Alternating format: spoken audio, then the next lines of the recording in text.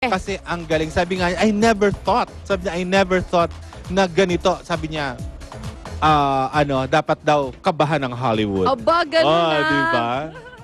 At heto pa, Starstruck 5 survivors pinagkaguluhan sa Bacolod City. Tinilian at pinagkaguluhan ng Starstruck survivors nang mag-perform sila sa Panaad Festival sa Bacolod City kamakailan. At mas lalo pang umingay nang magpakita na ng kani-kanilang dance moves ang mga star ng Starstruck 5. Enjoy na enjoy naman sina Sara Labati, Enzo Pineda, Diva Montelaba, Rocco Nasino, at Seth Cadayona sa kanilang Bacolod experience. Gusto namin bumalik dito kasi lahat ng tao dito ay friendly. Yun na. Oo naman, mga taga Bacolod pa, mga Ilonggo pa. And of course, enjoy na enjoy ang Starstruck, di ba? Batch 5 sa kanilang mga experiences. Sayang nga lang hindi nakasama si Steven Silva. Si Steven, kasi that's nasa right. nasa US siya para sa GMA Pinoy TV. At ngayon dumating na ngayon. Dumating na ngayong umaga si Steven with Mark Harris and Dennis Trillo. Hi, Mark. At yan ang umaarangkada at hindi mapigilang Intriga Express! Samantala, eto na po ang ating talakayan with Igan. Ang bahaging ito ay inihatid sa inyo ng mula noon hanggang ngayon. Silver Swan Soy Sauce.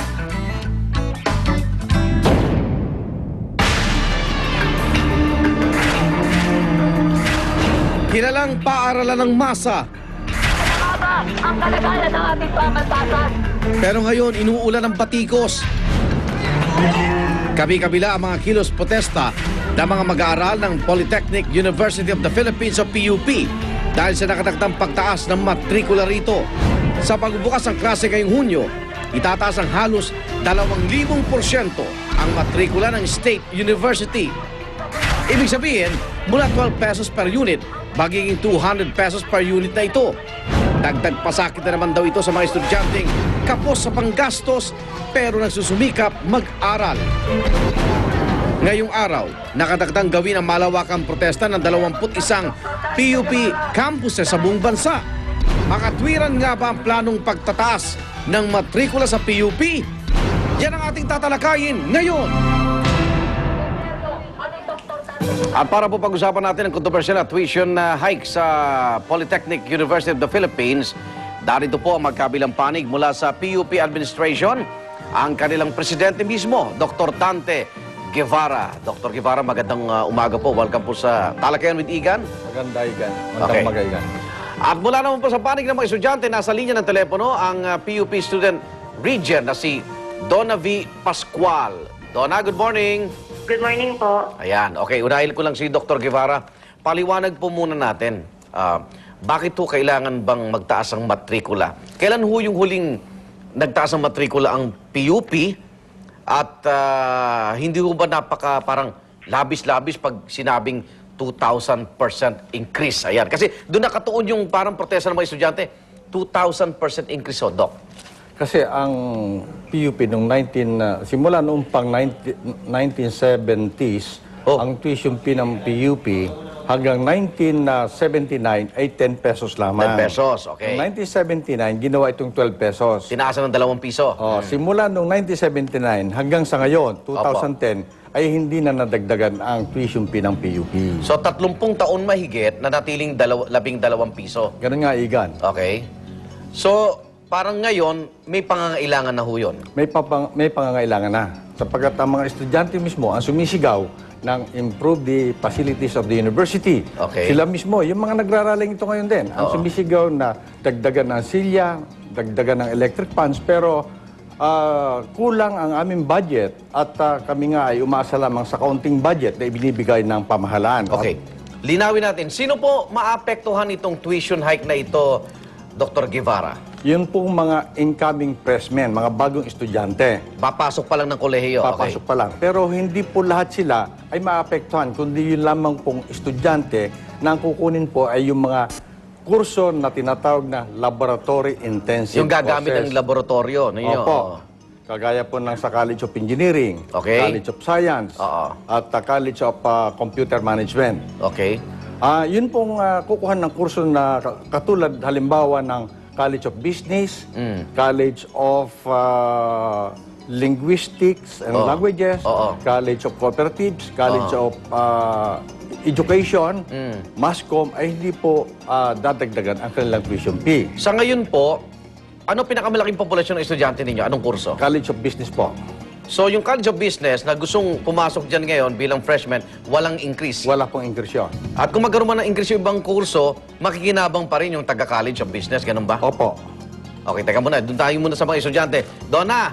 Yes. Parang nalungkot yata ako. Galing akong public school, Donna. Opo. Nang hinahing naman ako, bakit kailangan manunog kayo ng mga bulok na silya? O, hindi ba sa amin, papakinabangan pa namin yun. So, tama bang sa ganitong paraan, idaan yung protesta natin, Donna? Sa katotohanan naman po, ayaw ng mga estudyante na gawin yan. Oh, Opo. Pero dahil na lang din dun sa sitwasyon, dahil sa matinding galit na rin ng mga estudyante, Oo. yung mga sinisira talaga nilang mga upuan at yung inaagis nila, ay relatively mga sira na talagang upuan na ilang dekada na at hindi pa napapalitan ng administration. Ito nga, di kailangan natin ng pera para mapalitan yan, di ba? Opo. Ang sabi kasi ng administration, una, walang budget ang PUP para i-accommodate ang mga estudyante. Sa isang bahagi, sabi nila, mababa daw ang budget sa national na ibinibigay ng gobyerno. Oo. Totoo naman yan na mababa talaga. Pero sa pagdating naman sa PUP, kung titignan natin yung pag-allocate ng budget ng administration, kahit sino yung makakapansin na less priority yung pag-i-improve ng facilities ng mga estudyante. Saan Una, sir, napupunta? Saan napupunta yung malaking bahagi? yung malaking bahagi sa tingin ko, bukod dun sa pagpapasahod sa mga empleyado, makikita yung beautification project sa loob ng eskwelahan. Beautification? Yung pagpapatayo, kunyari, Oh. yung pagpapagiba ng catwalk at pagpapaayos na itong uli. Na sa totoo naman, pwedeng daanan pa ng mga estudyante. Yung pagpapabricks ng mga daanan na hindi naman necessary sa mga estudyante. Aha. At yung pagpapaganda ng labis dun sa opisina ng mga administrador ng pamantasan na akala mo hotel na pag hinalintulad mo sa classroom ng mga estudyante ay hindi mo na talaga makikilala kung PUP pa ba yung pinapasukan mo dahil nasa opisina ka lang ng mga opisyal ng PUP. Okay. Donna, hindi lahat pala ng estudyante maapektuhan, kundi yung gagamit lang ng mga laboratory facilities. Opo. Nung nakaraang dialogue, ang sabi rin ni Dr. Guevara, lahat daw ng mga may board courses ay aapektuhan nito. Sa bahagi namin, kahit hindi all-year level at hindi buong pamantasan yung maapektuhan, para sa amin, yung mga estudyanteng papasok sa ganitong kurso ay parehas lamang na may hirap at katulad lang din ng mga ibang pag-aaral sa PUP. Hindi ka, Ang katotohanan nga, kung gusto mo hindi ka maapektuhan ng tuition hike, di pumili ka ng ibang kurso na hindi maapektuhan ng matrikula, di ba? Like yung sinasabi nila na yung mga binanggit na kurso, konti lang pala yung parang pumapasok yata doon, Donna, di ba? yung Donna, mga kurso okay. sa PUP ay may quota. Oo. Ibig sabihin, kapag na-meet na nila yung bilang ng mga estudyante dito, hindi na sila po pwedeng makapag-enroll. At sa napakarami at libo-libong nag-e-enroll sa PUP, sa totoo nagkakaubusan pa nga ng kurso. Oo. At yung binabanggit kasi ni Dr. Guevara, pati yung may mga board courses, nung nakaraang dialogue namin, ibig sabihin napakaraming may mga board courses sa PUP. Totoo yung pinakamalawak, yung College of Business, Oo. ay walang tuition increase. Pero sa pagdating ng panahon, hindi kami naniniwala na hindi mag-i-increase yung tuition ng iba. O di pag in-increase na lang, bakit parang wala pa naman may plano bang i-increase yung board courses? Yun kasi yung sabi ni Dr. Guevara nung nakaraang dialogue namin. Actually, medyo magulo pa nga yung issue na yan dahil si Dr. Guevara mismo at dun sa board secretary ay hindi pa talaga nakakapagpasa nung final proposal nila dahil nagkaroon na ng deadline. Pero ang tila ata ay i-railroad itong issue na ito dahil nag-end na yung pagbibigay ng proposal. Pero Okay. ang sabi mismo ng board secretary at sabi niya mismo ni Dr. Guevara Oo. ay ihahabol nila yung agenda. Okay. Nakakadismayang isipin. Nakonsulta na ba kayo, Donna, sa panig ninyo? Yes, nagkaroon na po kami ng dialogue last nung Monday lang po. Okay. Nakaharap si Dr. Guevara at Oo. yung mga estudyante sa Ragay, Bicol, Commonwealth, Quezon City, Oo. at yung mga estudyante sa Maine. Okay, teka muna. Pag nagkaroon ng tuition fee increase, bali aabot ng 5,000 yung matrikula ng mga bagong pasok